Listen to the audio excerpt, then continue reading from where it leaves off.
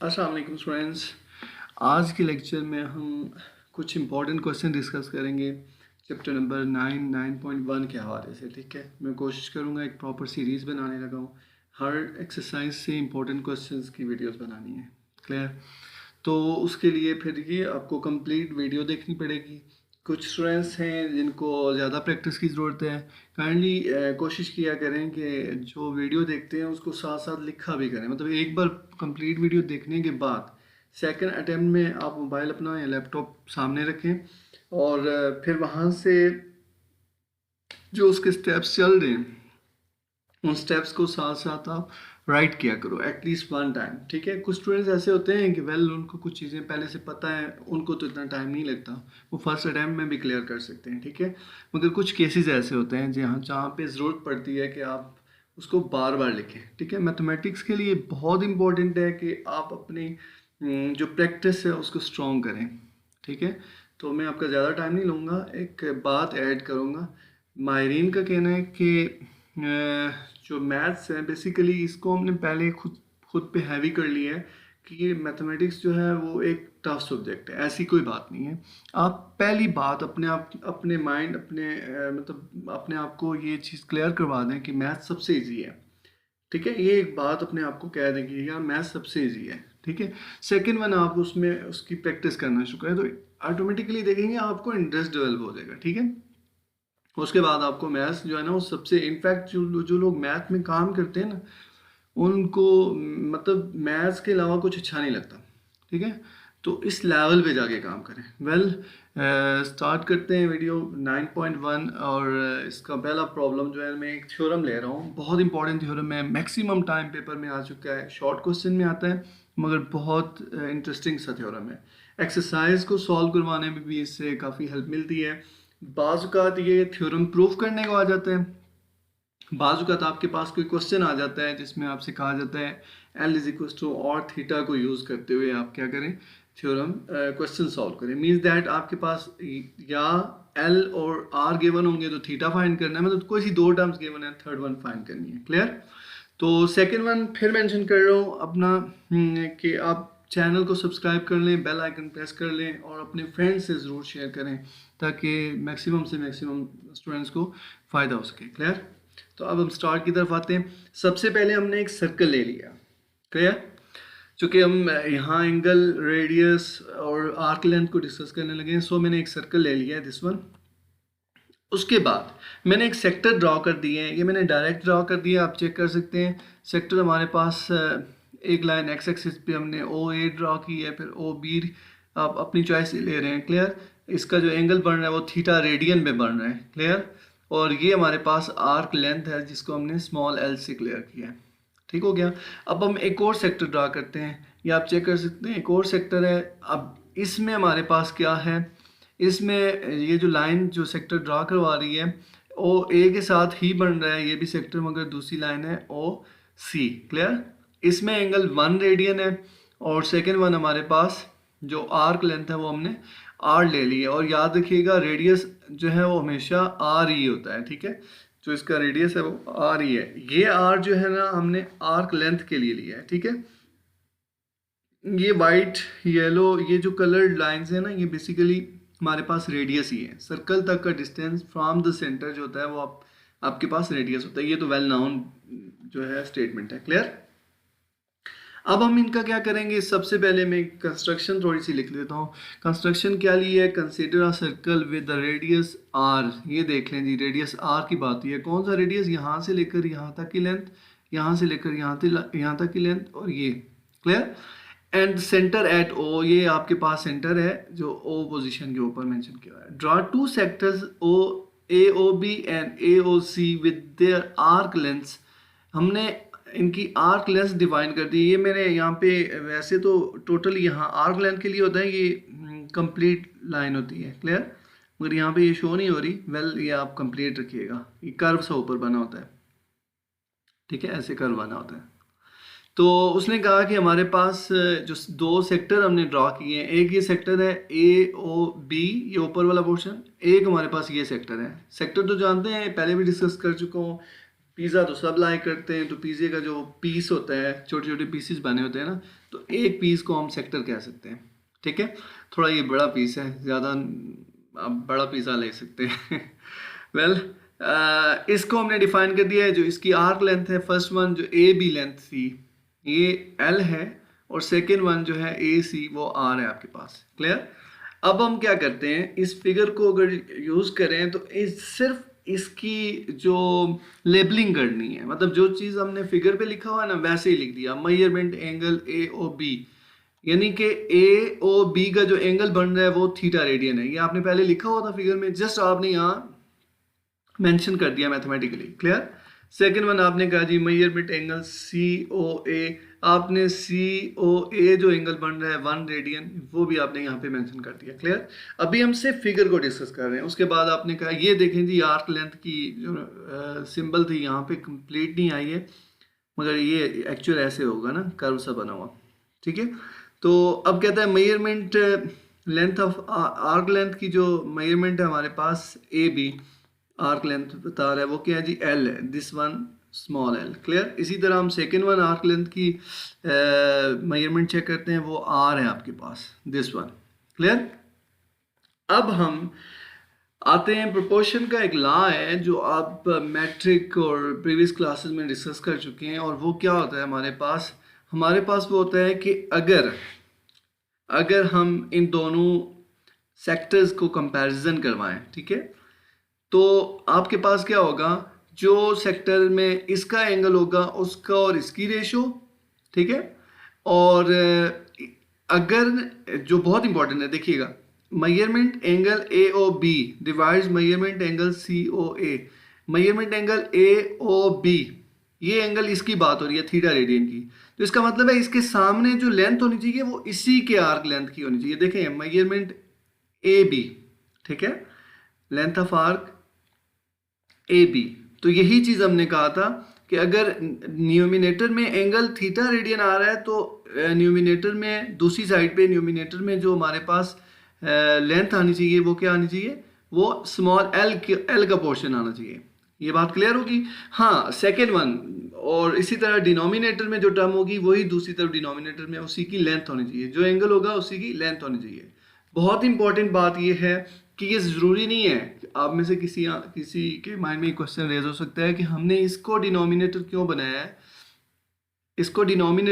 है, इस ए और बी को डिनोमिनेटर क्यों नहीं बना सकते। वेल हम दोनों को डिनोमिनेटर जिसको आप चॉइस करते हैं, लाइक करते हैं, उसी को बनाएं, ठीक है। मगर याद रखिएगा जो डिनोमिनेटर में होगा उसी के सामने जो लेंथ होगी वो भी उसी की होनी चाहिए, ठीक है। अगर ये आप शिफ्ट कर रहे हैं न्यूमिनेटर में तो इसका मतलब है ये भी ऊपर चली जाएगी टर्म और ए सी भी ऊपर चली जाएगी। क्लियर।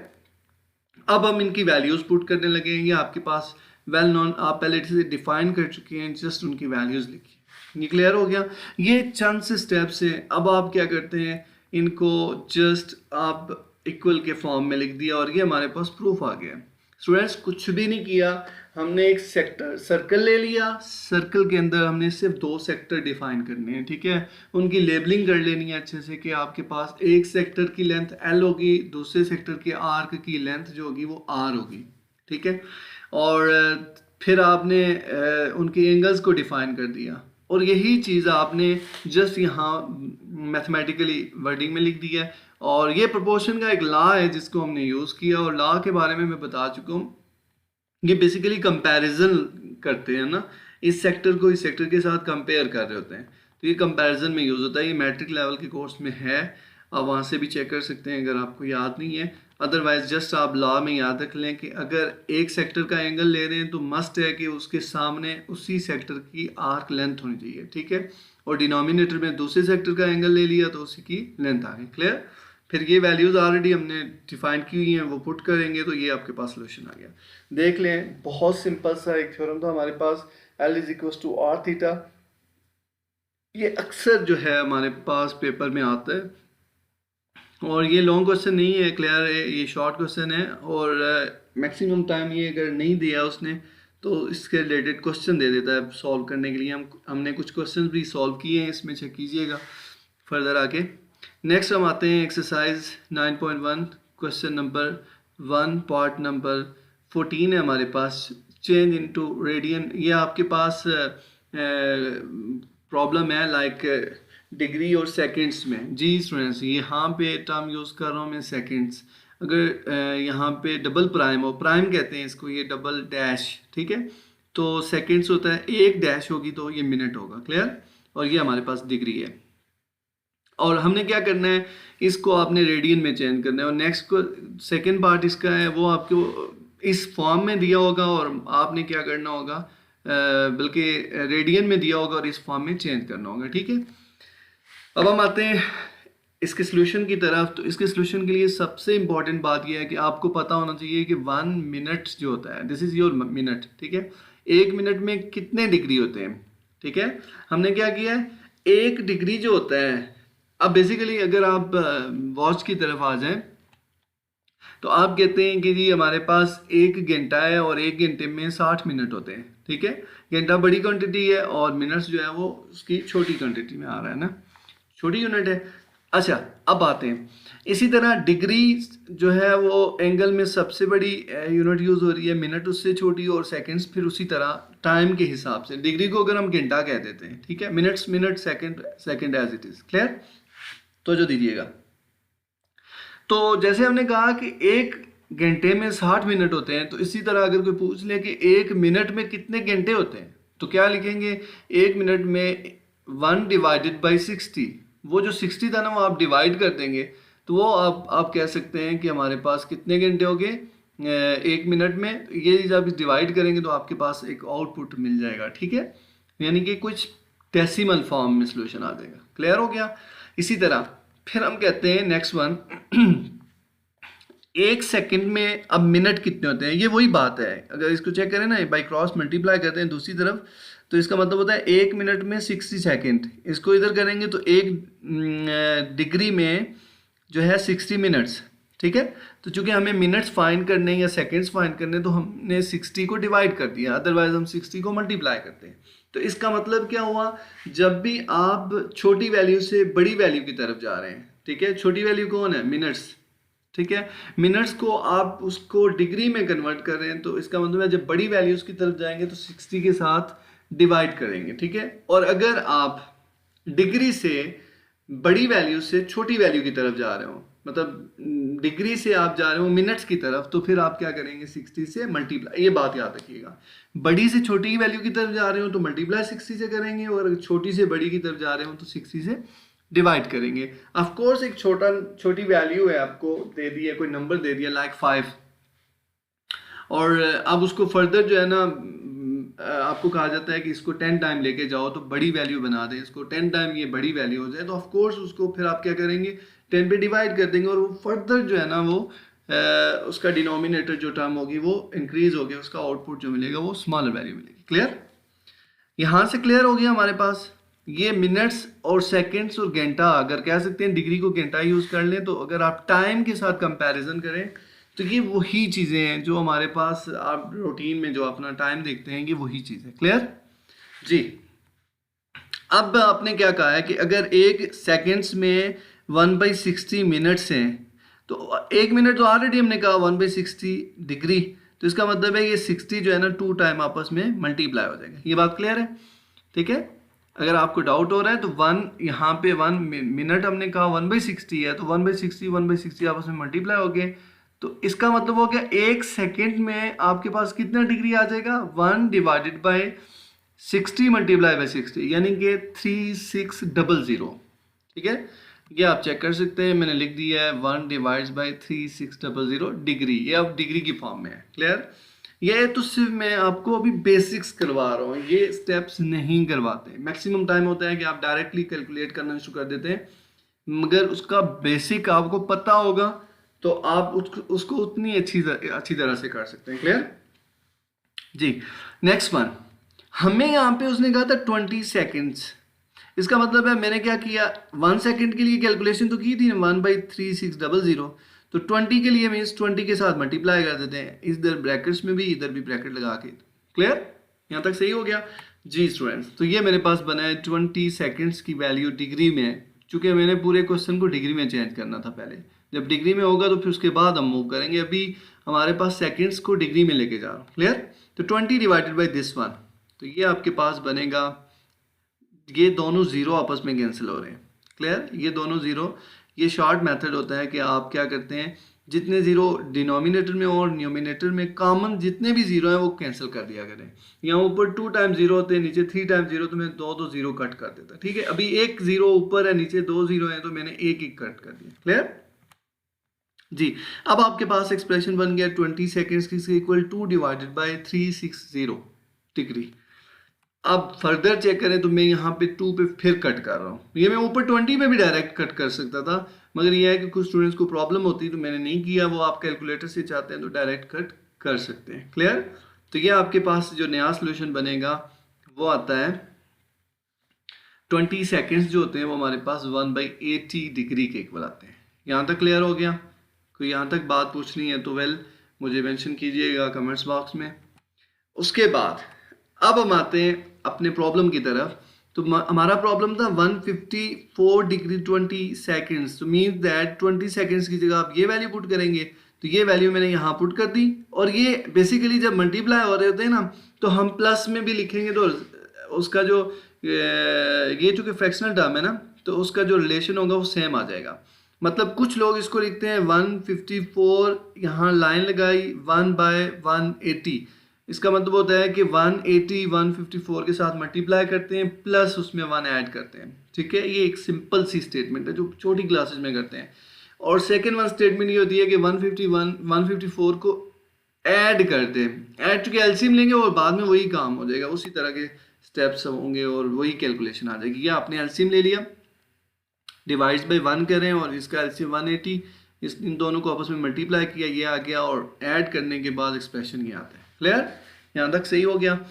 अब ये तो मैंने डिग्री फाइंड कर दिया है। सोल्यूशन अभी हमारा कंप्लीट क्वेश्चन नहीं हुआ, अभी तो हमने सिर्फ अपने क्वेश्चन को डिग्री में चेंज किया है। पहले हमारे पास क्योंकि कुछ सेकंड्स भी थे ना, तो हमने सेकंड्स को रिजॉल्व करके डिग्री में चेंज किया। क्लियर, अब हम आते हैं कि 1 डिग्री कितने रेडियन के इक्वल होता है, तो ये π/180 के इक्वल होता है जी। ये हमेशा याद रखिएगा, जब भी डिग्री से रेडियन की तरफ जाएंगे तो पाई न्यूमिनेटर में आएगा, और जब रेडियन से डिग्री की तरफ जाएंगे तो पाई डिनोमिनेटर में आ जाएगा। ठीक है, ये हम आगे डिस्कस करते हैं। Yes, this one. तो हमने क्या किया, अब डिग्री का साइन खत्म हो गया, तो हमने यहाँ पे π/180 लिख दिया, यानी कि 1 डिग्री की जगह π/180। क्लियर, याद रखिएगा जब भी कभी आपके पास ये टर्म आ जाए पाई, तो इसका मतलब है ये मल्टीप्लाई हो रही है, तो ये होल एक्सप्रेशन जो है हमारे पास ये रेडियन का है। ये हमेशा याद रखिएगा, ये रेडियन का है। इसके लिए ज़रूरी नहीं है कि आप यहाँ पे साथ में रेडियन लिखें। लिखते हैं वेल अच्छी बात है, नहीं लिखते हैं तो कोई इंपॉर्टेंट नहीं है जी स्टूडेंट्स। तो ये हमारे पास क्वेश्चन था, क्वेश्चन नंबर 1 पार्ट 14। तो इसका आपने क्या किया, इस टर्म को रेडियन में आपने शिफ्ट किया। अब नेक्स्ट क्वेश्चन इसी का हमने रिवर्स लेना है। मतलब एक क्वेश्चन लेंगे जो आपके पास रेडियन में होगा और उसको आप डिग्री या मिनट्स में, सेकंड्स में, जिसमें भी जाता है उसमें हम चेंज करेंगे। ठीक है, क्वेश्चन नंबर 2 का हम कोई पार्ट डिस्कस करते हैं। पार्ट नंबर हमारे पास है 11। ठीक है, तो हमारे पास सबसे पहले ये क्वेश्चन दिया हुआ है 11π/27। ठीक हो गया, हम इसके सोल्यूशन की तरफ आएंगे।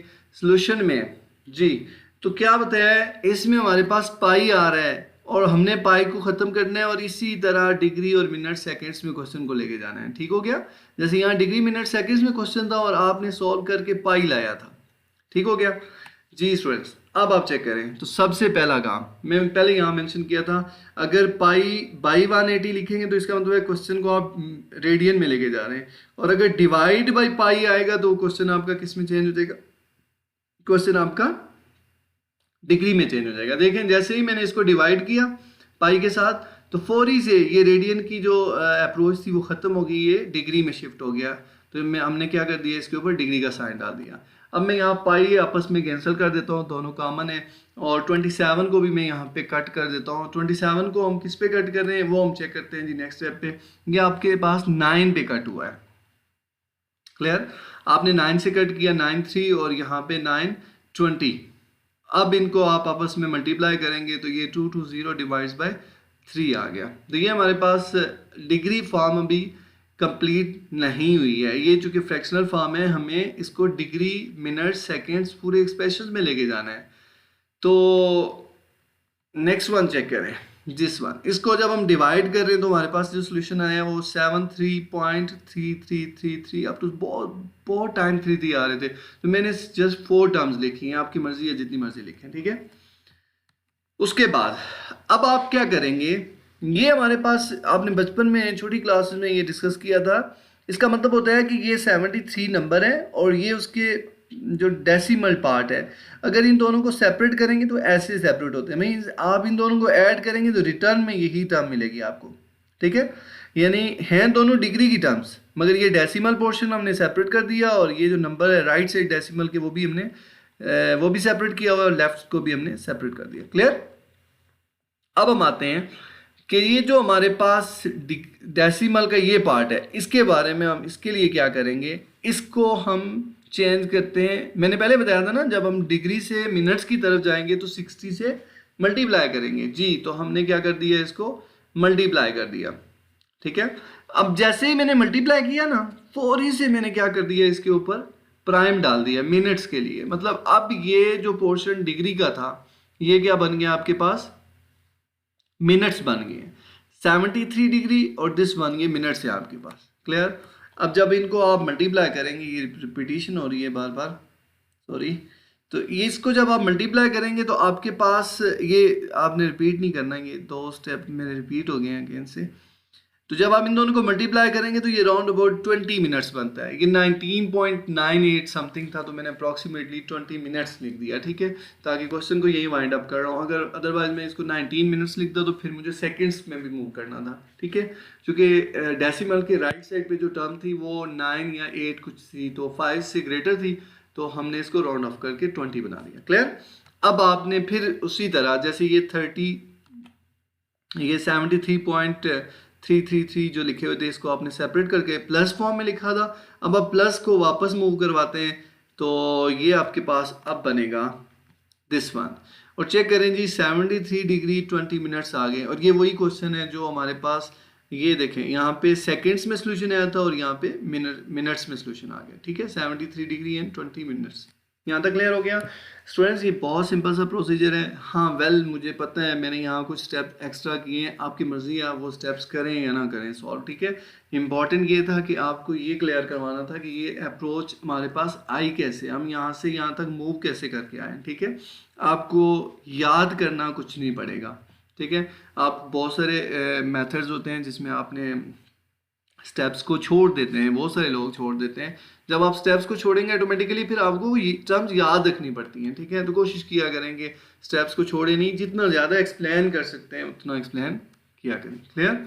अब हम नेक्स्ट वन की तरफ चलते हैं और नेक्स्ट क्वेश्चन है हमारे पास क्वेश्चन नंबर 3 जी। क्वेश्चन नंबर 3 में कहते हैं कि हमारे पास एक वॉच है और उसका हमने एंगल कैलकुलेट करना है। What is the circular measure of angle between the heads of the watch at 4 o'clock, ठीक है। 4 o'clock की बात कर रहे हैं कि जी हमारे पास जब 4 o'clock पे आपकी वो सुई होगी उसकी वॉच की, तो उस वक्त जो एंगल जनरेट होगा वो हम चेक करेंगे जी। मैंने वॉच ड्रॉ कर दी है, वो कहता है ये देखें 1 2 3 and 4, दिस इज़ योर 4। तो कहता है ये आपकी हार्ट्स की निडल है और ये आपके पास मिनट्स की है। तो कहता है ये जो एंगल है ना इसको कैलकुलेट करेंगे, ये कौन सा एंगल है। तो एंगल को कैलकुलेट करने के लिए आपने क्या करना होगा, ऑफ कोर्स आप सबसे पहले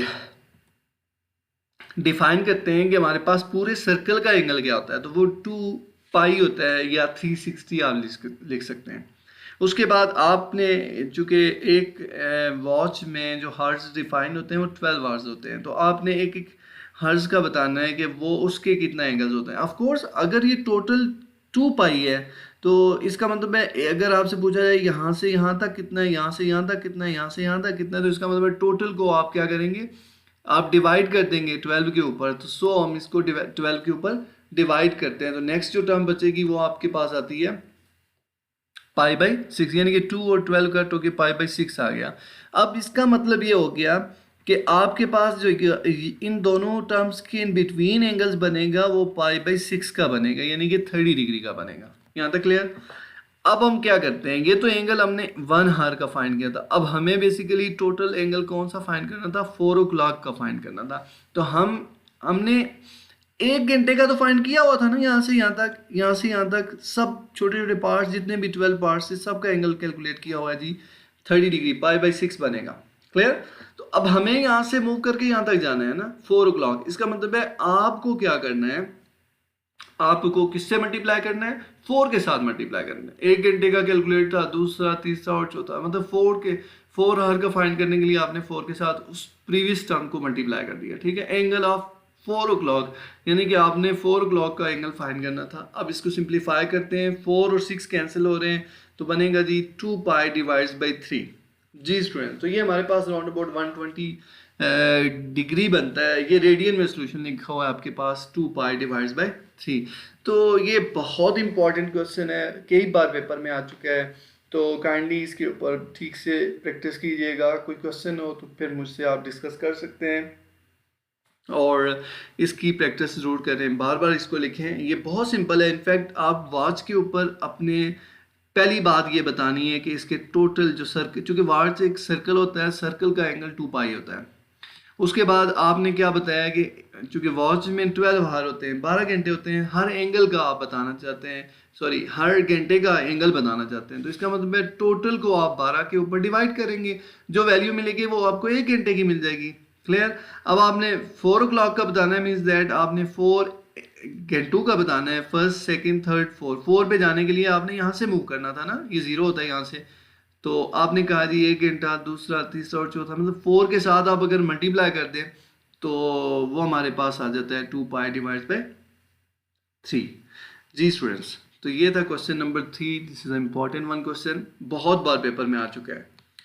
उसके बाद हम क्वेश्चन नंबर 6 की तरफ मूव करते हैं जी। 6 का सेकंड पार्ट देखने लगे हैं, ये बहुत इंपॉर्टेंट है। अब 5-4 क्वेश्चन भी इसी मेथड से होते हैं, मगर 5-4 में एक इम्पॉर्टेंट बात जो डिस्कस करनी थी वो वहाँ पे नहीं थी। ठीक है, अब यहाँ पे डिस्कस क्या करना है, अक्सर क्वेश्चन स्टूडेंट्स का आता है स्पेशली ट्रिग्नोमेट्री पोर्शन में कि सर हम कभी एंगल डिग्री यूज़ कर रहे होते हैं, लाइक आपने मतलब कोई ऐसा प्रॉब्लम यूज़ कर रहे हैं जिसमें आपका जो है एंगल वो थीटा बाहर आ जाता है। ठीक है, तो अब जब बाहर वैल्यू पुट करते हैं तो आपने रेडियन की पुट करनी होती है। ये बहुत इंपॉर्टेंट बात है, याद रखिएगा। ठीक है, क्योंकि यहाँ एंगल जो थीटा है वो साइन कोसाइन टेंजेंट में यूज़ नहीं हो रहा। ठीक है, यहाँ बाहर किसी टर्म के साथ मल्टीप्लाई हो रहा है। लाइक कैसे मल्टीप्लाई हो रहा है, L = r की फॉर्म में। तो L = r की फॉर्म में जब मल्टीप्लाई होगा, साइन कॉस नहीं यूज हो रहे, तो सो हमें रेडियन चाहिए होगा। जी स्टूडेंट्स, तो रेडियन मैंने बना दिया है, ये चेक करें।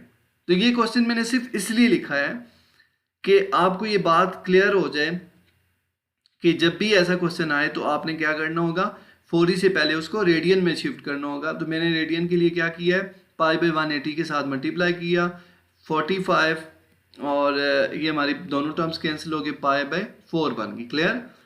एल आपके पास गिवन था ऑलरेडी, थीटा भी गिवन है, मगर वो डिग्री की फॉर्म में है तो आपने क्या किया, रेडियन की फॉर्म में लिखा है। यहाँ तक क्लियर हो गया। अब हम आते हैं फार्मूले की तरफ। तो ये फार्मूला है L = r। फर्दर इसको आप वैल्यूज पुट कर रहे हैं, L की वैल्यू भी पुट करने लगे हैं, आपके पास ये गिवन है। थीटा की वैल्यू आपने π/4 फाइंड की है, इसको बाय क्रॉस सिंप्लीफाई कर लें तो हमारे पास सोल्यूशन आता है फाइनली R आपके पास आ जाएगा 71.30 सेंटीमीटर।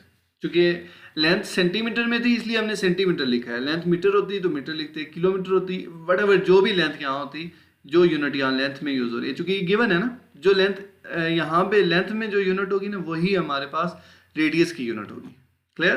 तो ये क्वेश्चन जो है इस सेंस में बहुत इंपॉर्टेंट है। ये अक्सर पेपर में इसलिए दिया जाता है कि स्टूडेंट जो है ना वो हमेशा 45 को लेके सॉल्व कर देते हैं। ठीक है, तो ये 45 को लेके नहीं सॉल्व करना होता है, ये आपको पहले रेडियन में शिफ्ट करना है इसको। ठीक है, तो जब आप इसको रेडियन में शिफ्ट करें, क्योंकि रेडियन में पाई की वैल्यू जो होती है वो 3.1415 या 16 कह सकते हैं ना, तो वो ऑटोमेटिकली सोल्यूशन चेंज हो जाता है। अगर आप 45 से इसको सॉल्व करेंगे तो इसका सोल्यूशन कुछ और हो जाएगा। क्लियर? वैसे तो हमने पढ़ा हुआ है कि जी 45 एंगल लिखा हो या π/4 लिखा हो दोनों सेम होते हैं, नथिंग, वो सेम नहीं होते, ये गलत पढ़ा हुआ है हमने। ठीक है, एक डिग्री है और एक रेडियन है। रेडियन में π/4 की मीनिंग्स कुछ और होंगे और इसकी वैल्यू कुछ और आती है। ये π/4 की वैल्यू जो है हमारे पास पाई होता है 3.14 समथिंग डिवाइड्स बाई 4, तो ये राउंड अबाउट आपके पास कितना बनेगा 0 पॉइंट समथिंग, ठीक है। और डिग्री में ये 45 है, 45 कहाँ और 0 पॉइंट समथिंग कहाँ, ये दोनों डिफरेंट वैल्यूज हैं। क्लियर जी स्टूडेंट, तो ये क्वेश्चन नंबर 6 था हमारे पास। अब हम आते हैं नेक्स्ट वन की तरफ। नेक्स्ट हमारे पास क्वेश्चन नंबर 9, ये बहुत इंटरेस्टिंग है। ये काश मेरे पास वीडियो बनी होती, अगर तो मैं आपसे शेयर करता कि वीडियो पॉसिबल होती आपसे शेयर करना, ये इसने कैसे क्वेश्चन को लिया है। मैंने डायग्राम पहले एडजस्ट कर दी है। हमने एक ये मैंने एक्सेस ले लिए हैं, लाइक हमने कहा जी कि हमारे पास एक कर्व शेप है, लाइक एक सर्कुलर ट्रैक है। A railway train is running on the circular track of the radius of 500 metres, यानी कि ये जो हमारे पास ब्लैक लाइंस लगाई गई ये बेसिकली रेडियस, ये सर्कुलर ट्रैक है ना, एक सर्कल बनेगा ऐसे, ठीक है। तो ये सेंटर हो गया, सेंटर से यहाँ तक की जो लेंथ होती है वो रेडियस होती है ऑफ कोर्स। तो ये लेंथ आपको कितनी दे दी 500 metre at the rate of, अब वो मूव कैसे कर रही है, ठीक है। ऑफ कोर्स ट्रेन मूव कर रही है ट्रैक के ऊपर, तो उसने कहा 30 किलोमीटर पर हर की स्पीड से मूव कर रही है, ठीक है। यहाँ से मैंने ट्रेन को स्टार्ट किया, 30 किलोमीटर पर हर की स्पीड से मूव करने लगा हूँ। उसने कहा जब 10 सेकेंड्स कंप्लीट होते हैं ना, ये सपोज 10 सेकेंड्स होते हैं, तो उसने कहा कि इस वक्त जो एंगल बनेगा, तो हमने क्या करना है, स्टार्टिंग और एंडिंग पोजीशंस दोनों को मीट करवाया, तो ये हमारे पास एक सेक्टर बन गया है। तो यहाँ एंगल बनेगा थीटा, तो उसने कहा है कि वो थीटा आप क्या करें, वो फाइंड आउट करें। क्लियर जी, सबसे पहले फिगर में मैंने एल भी लिख दिया है, आर्क लेंथ थीटा भी डिफाइन कर दिया और रेडियस भी डिफाइन कर दिया। ये आपको फिगर क्लियर होगी होप। अगेन मैं रिपीट कर देता हूँ, मैं बैक पे जाता हूँ। हमने क्या कहा है जी कि आपने एक सर्कुलर ट्रैक ले लिया, ये आपने सर्कुलर ट्रैक लिया, हाफ लिया हुआ है, कंप्लीट भी ले सकते हैं, ठीक है। आपने यहाँ से ट्रेन को स्टार्ट करना है इस ब्लैक लाइन से, यहाँ से, ठीक है। और जैसे स्टार्ट करेंगे टाइम जो है, और उस वक्त जो उसकी स्पीड होगी 30 किलोमीटर पर हावर की स्पीड से मूव करेगी, ठीक है। और जैसे 10 सेकेंड्स होंगे तो आपने उसको रोक देना है,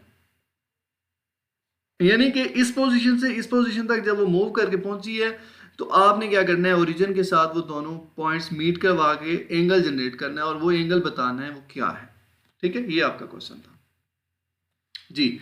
अब हम आते हैं सबसे पहले जो डेटा गिवन होता है ऑफ कोर्स वही लिखते हैं। तो डेटा हमारे पास आर गिवन था 50 मीटर, उसके बाद टाइम हमारे पास 10 सेकेंड्स गिवन था। स्पीड चूँकि किलोमीटर्स पर हार की, यानी कि किलोमीटर्स भी हैं और घंटे भी दिए हुए हैं ना, ये हर्ट्ज दिए हुए हैं। इसका मतलब है हमने पहले यहाँ मीटर्स हैं, ये किलोमीटर्स हैं, इसका मतलब है किलोमीटर्स को मीटर्स बनाएंगे, मल्टीप्लाई बाई थाउजेंड्स कर देते हैं, और डिवाइड्स बाई हर्ट्ज दिए हुए हैं।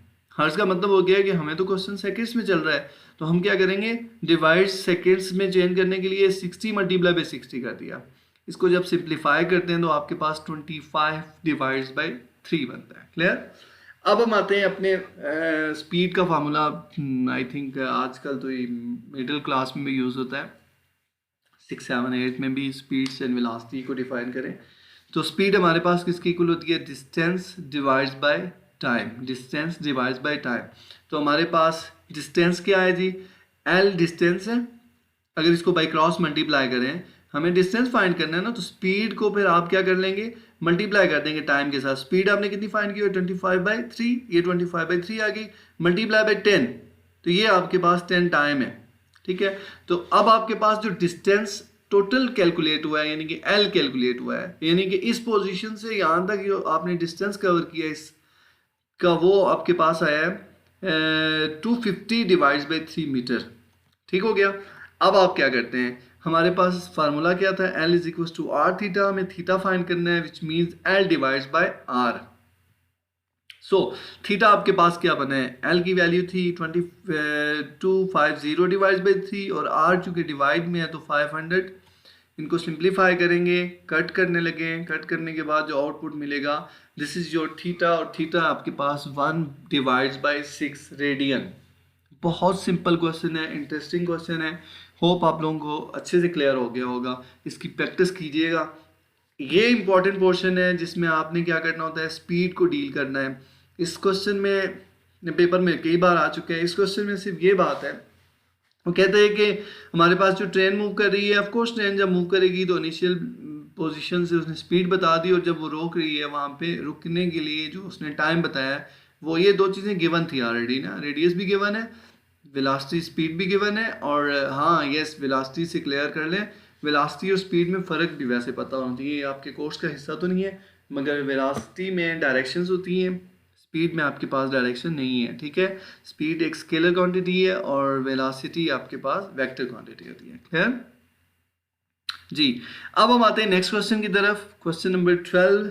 अब 12 क्वेश्चन में उसने कहा है कि हमारे पास क्या हो रहा है जी, आप स्टेटमेंट देख सकते हैं। Assuming the average distance of the earth from the sun, उसने क्या डिफाइन किया है, 148 मल्टीप्लाई 10 की पावर 6 किलोमीटर्स, ये किलोमीटर्स में बात हो रही है, और कहता है an angle subtended by the sun at the eye of a person on the earth of मैयत 9.3 मल्टीप्लाई 10 की पावर -3 रेडियन। इसका मतलब है ये रेडियन इसके साथ लिख दिया है, तो ये हमारे पास क्या हो गया, एंगल हो गया।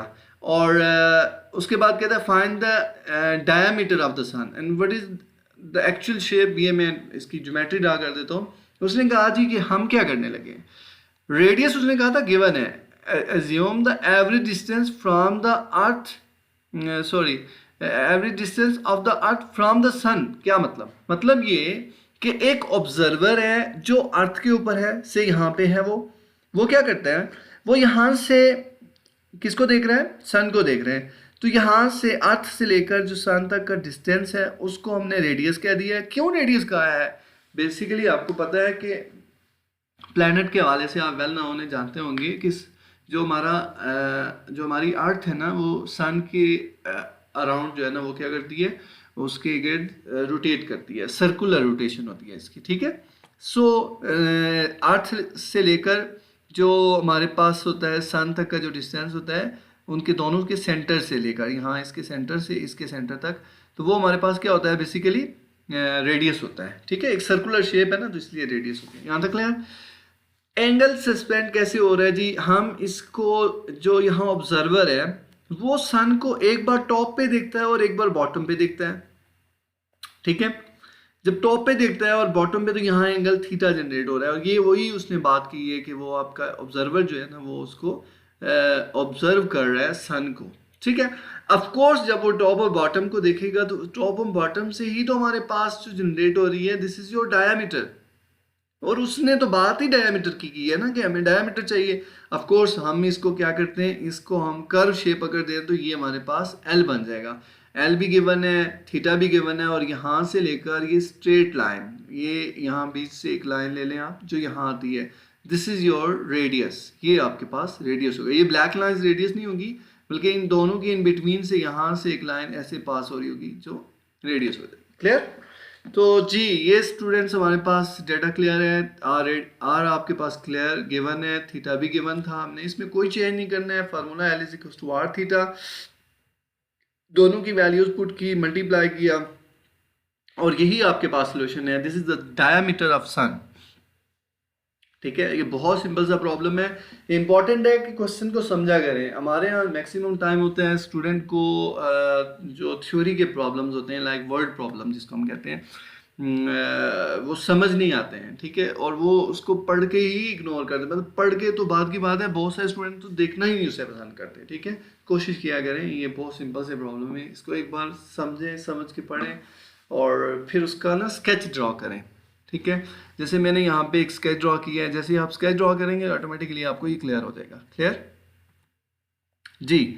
नेक्स्ट वन है क्वेश्चन नंबर 14 में क्या कहता है, show that the area of a sector. अब एरिया ऑफ सेक्टर की बात करते हैं, of a circular region of a radius r is this one. ये हमारे पास कंफर्म है जी, हमेशा आपको जो एरिया ऑफ सेक्टर की वैल्यू यूज करनी होगी, हाफ आर स्क्वायर थीटा होती है, ठीक है, where theta is circular measure of central angle. अब आपने ये शो करना है कि वाकई यही होता है हमारे पास। स्टेटमेंट क्या है, शो दैट द एरिया। हम एक सेक्टर ड्रॉ कर लेते हैं ताकि वहां से क्लियर हो जाएगा आपके पास। ये एक सेक्टर है जिसका एंगल थीटा है जी। फिर वही बात अभी थोड़ी देर पहले भी हम डिस्कस कर चुके हैं, सेक्टर क्या होता है, ये एक स्पेसिफिक शेप होती है, वेल नोन शेप है। क्लियर। अब सबसे पहले हम एक यहाँ पे हमने चूंकि रिलेशन किसके इन बिटवीन लेना है, ये फिर प्रोपोर्शन का लॉ आ गया। पहले हमने प्रोपोर्शन का लॉ अप्लाई किया था दोनों सेक्टर्स के इन बिटवीन। अब आपने सर्कल और किसको लेना है, सेक्टर को, ठीक है। मैंने कहा जी कि एरिया ऑफ सेक्टर जो है वो डिवाइड कर रहा है एरिया ऑफ सर्कल, ठीक है। ये आपकी मर्जी है, मैंने पहले बताया था जो न्यूमिनेटर में लिखोगे उसके सामने जो लिखेंगे उसी के रिलेटेड स्टेटमेंट लिखनी होगी, ठीक है। अगर एरिया ऑफ सर्कल को ऊपर लिख रहे हैं तो इसका मतलब एंगल ऑफ सर्कल ऊपर लिखना होगा, क्लियर। अच्छा, area of sector divides, left side पे आपने सिर्फ एरियाज लिए और राइट साइड पे आप क्या ले रहे हैं, एंगल्स ले रहे हैं। Area of sector divides area of circle, right side पे क्या आएगा, सेंट्रल एंगल ऑफ सेक्टर, यानी कि सेक्टर का जो एंगल है ये थीटा, और डिवाइड्स एंगल ऑफ सर्कल, यहाँ डिवाइड्स में दोनों तरफ सर्कल आ रहा है और न्यूमिनेटर में दोनों तरफ सेक्टर आ रहा है, ठीक है। और लेफ्ट पोर्शन जो है एरिया को डील करता है, राइट पोर्शन जो है वो एंगल को। अब मैं इनकी वैल्यूज पुट करता हूँ जी। वेल नोन है, हमें फाइंड करना है एरिया ऑफ सेक्टर, ये तो गिवन नहीं है। We know that about the area of circle, we know that about the central angle of sector and angle of circle, ये तीनों चीजें गिवन है जी। ये मैं इनकी वैल्यूज पुट कर रहा हूँ। एरिया ऑफ सर्कल क्या होता है, pi r square. Central angle already given है थीटा, और एंगल हमारे पास होता है सर्कल का 2 पाई। अब यहां से पाई और पाई आपस में कैंसिल आउट हो जाते हैं, बाकी क्या बचेगा, बाई क्रॉस मल्टीप्लाई करते हैं। इस आर स्क्वायर को दूसरी तरफ मल्टीप्लाई करेंगे तो बनेगा half r square theta. This is the area of sector. जी स्टूडेंट्स, कितना सिंपल सा प्रॉब्लम था, जस्ट 2-3 स्टेप्स में ही क्लियर हो गया है। होप आप लोगों को समझ आ रही होगी जी। नेक्स्ट वन है हमारे पास question number 17, is important one question. तो अब वो क्या कहता है, हमारे पास है यहाँ पे उसने मेंशन किया the angle subtended by the earth at the eye of, यहाँ पे भी स्पेसमैन उसने ले लिया है, यहाँ पे भी सेम कंडीशंस जनरेट हो रही हैं जो प्रीवियस मून अर्थ और सन की थी। अब यहाँ पे क्या है जी, अब वो कहता है जो स्पेसमैन है वो लैंड कर रहा है, this is land on the moon is 1 degree and 54 minutes, ये आपके पास डिग्री मिनट्स की फॉर्म में है। Well known, this is your angle, ठीक है। उसके बाद radius of the earth is well known, this is your 6400 kilometres, ठीक है। ये रेडियस ऑफ अर्थ है, वेल नोन है। उसके बाद कहता है find the approximate distance between the moon and earth, इसका मतलब है हमें रेडियस फाइंड करना है। हाउ, ये यहाँ पे आपको लग रहा होगा कि 2 टाइम रेडियस दे दिया है, ऐसी कोई बात नहीं है, चेक करें। उसने कहा था पहले भी हम डिस्कस कर चुके हैं, लास्ट क्वेश्चन में भी हमारे पास अर्थ और सन था, यहाँ पे सन था और यहाँ अर्थ। तो हमने कहा था जी कि जो अर्थ होगी वो बेसिकली सन के गिर्द क्या करेगी, रोटेट। इसी तरह चूंकि प्लैनेट में चेक करें अगर, तो हमारे पास मून जो है वो अर्थ के बरक्स उसका जो एरिया है वो कम है, ठीक है। सो छोटी वैल्यू है तो ये इसके गिर्द रोटेट करेगा ना, अर्थ के गिर्द, ठीक है, ये ऐसे रोटेट करेगा। तो इसका मतलब हो गया है कि यहाँ इसके सेंटर से लेकर इसके सेंटर तक का जो डिस्टेंस होगा, दिस इज योर रेडियस। और ये वो रेडियस है जो अभी हमारे पास फाइंड आउट नहीं है, यही तो फाइंड करना है। उसने लिखा है find the approximate distance between the moon, आप उसके क्या कहा है, मून और अर्थ के इन बिटवीन जो डिस्टेंस है वो फाइंड आउट करें। और ये वेल नोन है कि ये सर्कुलर रोटेशन होती है, तो ये जो डिस्टेंस होता है ये बेसिकली क्या होता है हमारे पास, आर होता है, रेडियस होता है। जी स्टूडेंट्स, क्लियर। अब हम आते हैं इस रेडियस की तरफ, तो ये रेडियस ऑफ अर्थ है, मींस दैट ये अर्थ को आपने क्या करना है, 2 इक्वल पार्ट्स में डिवाइड करते हैं, दिस इज योर डायामीटर, और हाफ ऑफ डायामीटर को रेडियस कहते हैं। इसका मतलब हो गया यहाँ से लेकर ये सेंटर है, अगर यहाँ से ये जो लेंथ है ये आपके पास कितनी है, 6400 किलोमीटर, ये लेंथ यहाँ तक, सिर्फ यहाँ तक, क्लियर। तो अब आप क्या करेंगे, यहाँ पे ये तो थीटा वेल नोन है, पहली बात वही मेंशन कर रहा हूँ कि थीटा डिग्री में आ रहा है, तो आप इसको क्या करेंगे, पहले तो मिनट्स, डिग्री मिनट्स हैं तो टोटल डिग्री में शिफ्ट करके इसको रेडियन में कर लें। जी, मैं पहले इसको डिग्री में चेंज कर दिया, ये आपके पास टोटल डिग्री आ गया, this is your total degree, ठीक है। अब आपने क्या करना है, पाई बाय 180 के साथ मल्टीप्लाई करके इसको सिंप्लीफाई किया तो ये आपके पास रेडियन आ गया। जी स्टूडेंट, यहाँ मैंने रेड नहीं लिखा हुआ था, इसका मतलब यहाँ पाई था, यहाँ पाई नहीं था तो मैंने क्या लिख दिया, रेडियन लिख दिया है, क्लियर। तो ये मैं पहले बता चुका हूँ, आपकी मर्जी है, पाई लिखा होगा तो रेडियन बेशक ना लिखें, अगर पाई नहीं लिखा हुआ है तो फिर रेडियन मस्ट लिखेंगे। जी, अब हमने लिखना है जी डायामीटर्स। डायामीटर किसके इक्वल होता है, ये बेसिकली जो डायामीटर है ये हमारे पास स्मॉल एल के इक्वल है, उसने लिखा हुआ है, और डायामीटर होता है किसके इक्वल है, 2 रेडियस के इक्वल होता है ना, यानी कि दोनों रेडियस को अगर ऐड करेंगे तो डायमीटर बन जाएगा। तो रेडियस क्या है जी हमारे पास, वो तो हमारे पास डिफाइन है, रेडियस ऑफ अर्थ 6400। तो मल्टीप्लाई करेंगे तो ये हमारे पास किसकी लेंथ आई है, डायमीटर की आ गई है, अर्थ के डायमीटर की। अब आपको फाइंड क्या करना है, फाइंड करना है अर्थ से, अर्थ के सेंटर से मून के सेंटर तक का जो डिस्टेंस है, this is your required r, ये हमारे पास रेडियस है, ठीक है ना। मैं ये बता चुका हूँ ये रेडियस कैसे है, ठीक है। अब इसके बाद आपने फार्मूला वही लिख लिया, L is equal to r theta, चूंकि आर फाइंड करना है, थीटा को डिवाइड कर दें, वैल्यूज दोनों की पुट की, कैलकुलेट किया, तो ये हमारे पास सोल्यूशन आ गया, ठीक है। Thus the distance between the earth and moon which is equal to 386,007.24 kilometre. जी स्टूडेंट्स, ये थे हमारा आज का लेक्चर, हमारे सिंपल से प्रॉब्लम्स। होप आप लोगों को क्लियर हो गए होंगे, और कोशिश कीजिएगा अपने फीडबैक्स दिया करें, और सेकंड वन, ये इन क्वेश्चन की प्रैक्टिस कीजिएगा। और अगेन बताने लगा हूँ कि प्रैक्टिस का प्रोसीजर क्या होता है। मैथ्स की प्रैक्टिस के पहले, सबसे पहले इंपॉर्टेंट है आप इस वीडियो को कंप्लीट देखें, ठीक है। कंप्लीट देखने के बाद फिर अपनी लैपटॉप पे देख रहे हैं या मोबाइल पे अपने सामने रखें, और नोटबुक सामने रखें, और इसी क्वेश्चन को एक बार, बेशक अगर तो क्लियर हो गया फर्स्ट अटैम्प्ट में तो वेल, नहीं हुआ तो आप एक बार उसको देख के लिखें साथ साथ, ठीक है। होप आपको पहले स्टेप में ही, पहले अटैम्प्ट में ही क्लियर हो चुका होगा। वेल फिर भी अगर आपको प्रॉब्लम होती है तो एक बार देख के लिखें, उस वक्त वीडियो साथ चलती रहे, साथ साथ आप देख के लिखते रहें, ठीक है। तो इंशाल्लाह आप 1 से 2 बार लिखेंगे। जो बहुत, जिनको प्रॉब्लम होती है, लाइक बहुत वीक स्टूडेंट्स होते हैं, जो मैथ्स को बहुत हैवी समझ रहे होते हैं, ये उनकी बात हो रही है। जो नॉर्मली जो अच्छे स्टूडेंट्स हैं, जिनको तो मैथ्स प्रॉब्लम नहीं करता, वो तो मेरे ख्याल से इसको फर्स्ट अटैम्प्ट में देखेंगे, देखने से ही समझ आएंगे। मगर समझ जाने से मुराद ये नहीं है कि उसको छोड़ देना है, ठीक है। एक बार ज़रूर लिखिएगा, ठीक है। अपनी सजेशन दीजिएगा ज़रूर, मुझे कमेंट्स में मेंशन किया करें, अपनी राय दिया करें कि आपको वीडियो कैसी लगी, आपको लेक्चर कैसा लगा है, ठीक है। शेयर करें अपने फ्रेंड्स के साथ, सब्सक्राइब करें, बेल आइकन मस्ट प्रेस करें ताकि फर्दर नोटिफिकेशंस भी मिल सकें। और मैं इंशाल्लाह कोशिश करने लगा हूँ आपका फर्दर जितना भी कोर्स है, फर्स्ट सेकेंड ईयर दोनों का, ये साथ साथ इनकी जो इम्पोर्टेंट क्वेश्चंस हैं इंशाल्लाह उनकी वीडियोस भी आप लोगों तक मिलती रहेंगी। तो उसके लिए नोटिफिकेशन इंपॉर्टेंट है, मीन्स बेल आइकन प्रेस कीजिएगा। Thank you.